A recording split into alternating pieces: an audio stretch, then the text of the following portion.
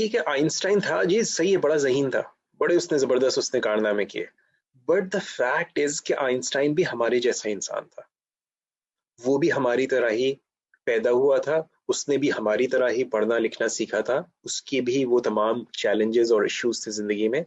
अगर उसने कोई काम अनोखा किया है तो वो यहाँ क्या कर रहा था, उसको स्टडी करते हैं।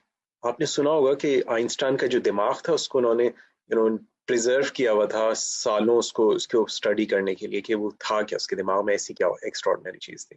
मुझे नहीं पता इफ इट इज ट्रू, लेकिन द थिंग इज दिस कि अगर हम किसी शख्स में कोई क्वालिटी देखते हैं, कोई इसमें कोई एक्सेप्शनल चीज देखते हैं, तो हम जिस वक्त ये कहते हैं कि ये इस पे अल्लाह का खास करम है और हम अपना चैप्टर क्लोज कर देते हैं, हम अपना नुकसान करते हैं।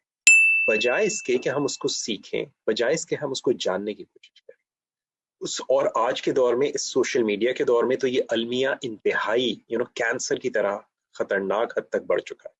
और इस वक्त हाल हमारा ये हो गया है कि हम सीखने की भी कोशिश नहीं करते, जानने की कोशिश नहीं करते। आज तो हम कॉपी पेस्ट करते हैं और उस पर अपना नाम लगा के लोगों से तारीफ बटोरने की कोशिश कर रहे होते हैं। किसी ने कुछ काम किया, किसी ने कोई अच्छी चीज लिखी, किसी ने कोई चीज अच्छी कही, टू द पॉइंट मैंने देखा कि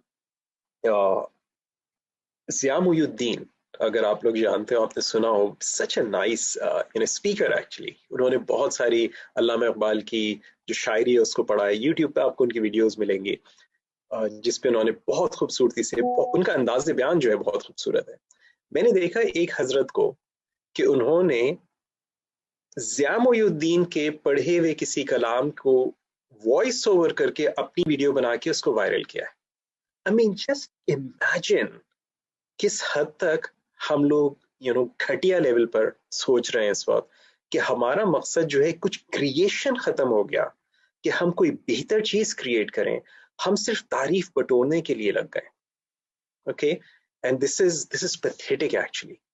एंड माय होप इज कि आप, as you're listening to me and becoming aware of this, at least you will become conscious and stop doing that if you do it. Okay, because it's not doing you any good.